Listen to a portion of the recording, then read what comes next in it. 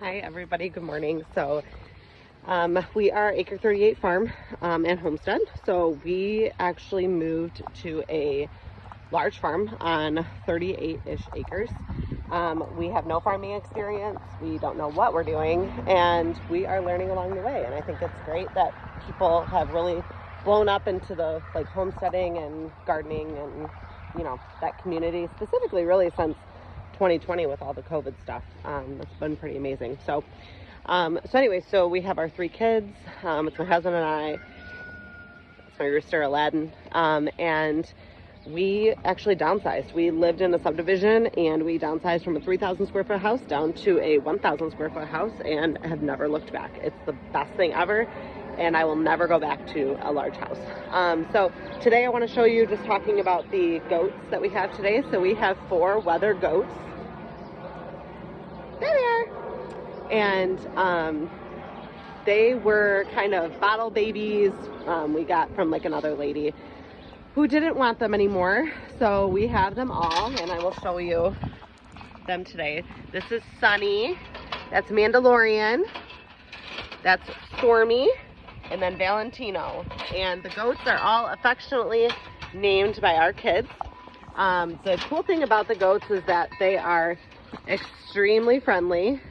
We love them. They are part of the family, definitely pets. And we use them to clear poison ivy, because my husband is terribly allergic, as well as brush on the farm, because we do not spray. They are definitely waiting for their hay. So we got this off of Marketplace. This was actually like a hay feeder, and I think I got it for like 40 bucks or something like that. Marketplace is your best friend on a farm. So Stormy, do you want some food? Oh yeah. Okay, let's feed them.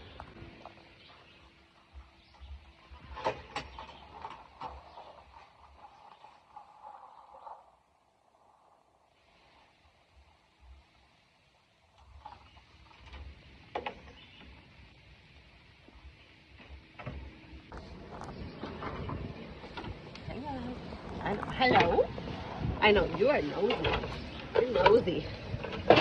Nosy. So I usually give the goats 2 or 3 squares in a day. And our goats are a little bit bougie. We have tried first cut hay. We find that second cut hay is like their vibe. They end up doing really well. I didn't know this, but there's first cut, second cut, and third cut hay.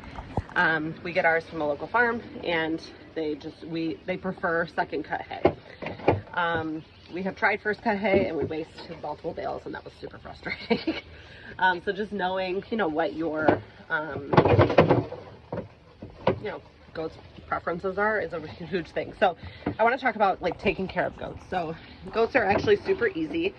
The biggest thing is to train them. So we have actually had a couple of different ways that we've done things over the years, and I'll tell you what's worked for us. So we have this kind of woven wire fencing that goes all the way around, and as you can see, it's kind of buckled in a certain little places.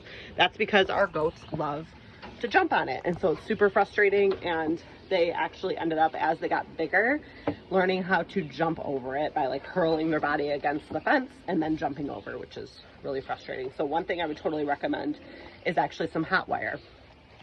So we use hot wire on the inside of our fence, and this is it here. It's kind of hard to explain, but there's a clip, and then there's the woven wire here, and we do it in 2 strands so that it would hit them if they come up to it, but honestly they don't come anywhere close.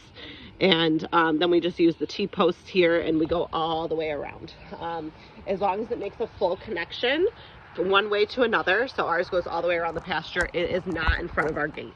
So we are able to still walk in and out without disturbing the hot wire, that they don't come anywhere near close to the fence, which has made a huge difference. And they no longer get out, which for me, I'm with the kids a lot by myself, and I don't have time for that. I don't have time for the goats getting out. So that's been a big thing. The other thing is hoof care. So they need to have their hoofs trimmed, which is a big deal. And they just have to be trained. Ours are bottle baby trained. So they will come to us. We actually ring a bell here. I don't want to ring it because they'll come to me. But we just have a bell here, a really simple bell, and we ring it wherever we are. As long as we have a treat, that will come to us, even if I'm on the other side of the farm. So the other thing that we have is we don't have power out here on this side of the farm. So we actually use a solar charger. So I'm going to show you what our solar charger looks like. So this is the solar charger from Premier One. So basically what it is it's a block. It's super, super light. Okay. So we carry it around the farm. You kind of point it at where the sun would be, but the sun is obviously not here right now. But there's an output, there's an off, and then there's an energy saver one, which doesn't give like a huge jolt, just like a small jolt. And basically there's a ground wire and a ground post that you just kind of drive into the ground. And then the other half goes onto the, let me see where I can find it, the wire itself. Oh, right there. So it clips onto the wire, and now our whole thing is charged. So it's charged all the way around the fence so that the goats can't get out, and it just gives them a little shock. Honestly, they do it one time and they never do it again. This is our second year with Premier One, and we also have their woven fence, which we use, I'll show you in a little bit, we use that for like letting the goats out if we want to put them in an area that we want them to clear out. So we use their woven fence too. Can't recommend it enough. We also have used that with lambs, and I've been very happy with Premier One. So shout out to Premier One. A couple other things that I like for our goats is some like ways for them to get off of the ground. So we are trying to do this as cost effective as possible. So I will give you some cost saving ideas for keeping goats. So one thing is to find somebody with pallets. So pallets are super versatile, specifically on the farm. And honestly, we made most of their shelters with pallets and leftover wood. And they do great with it. So we also bought some, you can buy it on Facebook Marketplace, or you can just buy sheets of it. Honestly, it wasn't that expensive just to buy a few sheets of the like corrugated metal roofing, and that makes a big difference. So I'll turn around and show you here about what we use for our goats. Okay, so they have this like wind stop that they sometimes will stand under, honestly, only when it's like super windy. But as you can see, we use pallets here. So we have two pallets, too high all the way around, and then we have corrugated metal around. We left this open, actually at the recommendation of our vet. It actually keeps it really clean in there, and it keeps the airflow moving so it never stinks. So it doesn't stink in there. It's very clean.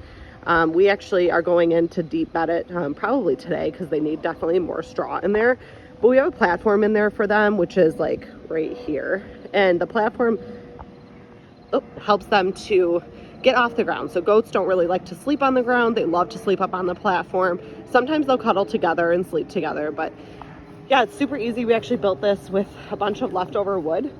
This whole project, like all of this, was really only the cost of the metal roofing, because we had these corrugated sheets in the back of our farm, thank God. And yeah, so here's kind of an inside thing. In the winter, we do put put way more like straw down here just so it's deeper and warmer. And then we do have a heat lamp that we use in the winter time. We've never had an issue. The goats do really, really well in here. And again, we don't really have heavy predator pressure for them, so they do just fine. So the other thing I want to talk about is just little things that they like to do. So we have a big grassed area for them, but they can eat it really quick. So we like to bring them out of the gate, and we put them in Premier One netting, which is around certain areas that we want to clear off on the farm. So there's certain areas on the farm that we like to clear, but we don't spray. So we are a no spray farm. I don't spray herbicides, pesticides, nothing, like on our little spot of land. We do have 2 fields that are used by a farmer, and they are sprayed one time, against all of my love. But we have a contract with him. So once that's done, probably this year, maybe next, we will transition to a full hay operation here for the farm, which I'm hoping to do non-spray. So anyways, a couple things. So we use the Premier netting for the goats. So they have actually worked through a lot of what we do here on the farm. So they've actually worked through areas that have a lot of poison ivy. They actually love poison ivy. They will eat it, and they do great with it. They don't have any issues with it, digesting it, never had a problem. So I hate weed whacking. I will mow until my little heart is content, but I am not weed whacking. So instead of weed whacking, I have the goats go through. So biggest thing is, especially around like my kids' playscape and stuff like that, we have put them actually around here for just about a day or so. You can see the netting behind me. This is 2 strands of the netting and it goes all the way around. So I'll show you what that looks like. So basically these are the 2 posts here where it connects the 2 together. So the one is lying on the ground, but basically you would connect this piece over to this piece and there's a little clip. I'll show you the clip, but this is the little clip for the netting. You put it together and then you would connect that orange wire from the Premier One netting over to this. So we would just move our solar fence if they're moved over here for the day. And then they ate all around this. So this used to be really heavy with some poison ivy around here, specifically actually around my kids' playscape, and they have whacked all of this down. There was actually, they were over here originally, and this was actually full of weeds. I will make a video about that on a different link. But this was actually full of weeds and they completely decimated under here. And now we're able to get under here and really clear it out. But this was also full of poison ivy and everything, and they have decimated it. So they did a great job. Now my kids can come over here. Oh, my daughter left her shoes out here. But my kids can come over here and actually enjoy it, and I don't have to weed whack. So what does it take to deal with goats? Biggest thing is that they need, you know, constant feed and enrichment, right? So if you don't have a lot of, you know, pasture or grass, they're gonna need hay.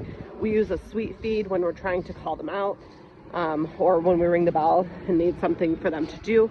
I have a chicken on the loose. Hold on. Ma'am, hello? What are you doing out here? Just exploring? Anyways. So our goats they're fun. They're really fun, but I will tell you, I don't have mean goats.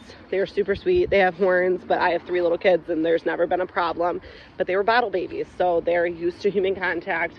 I recommend, you know, figure out a goat that's right for your family. The other thing is to make sure that, you know, you have all the things necessary for them. They need to be kept in a fenced in area, a very large fenced in area, or they get irritated and they come out and all that stuff. We've never had them bite, but they can, I guess, bite. Biggest thing too is being able to trim their hooves and do all of that stuff. But they're really fun and I love them, and they're a great addition to the farm, and they're great at brush clearing. So if you have brush clearing issues, a goat is definitely what you want. So make sure you follow along, stay tuned with us, and we're going to do a lot of these how-to videos and just different things that we're doing here on the farm. So thanks for watching.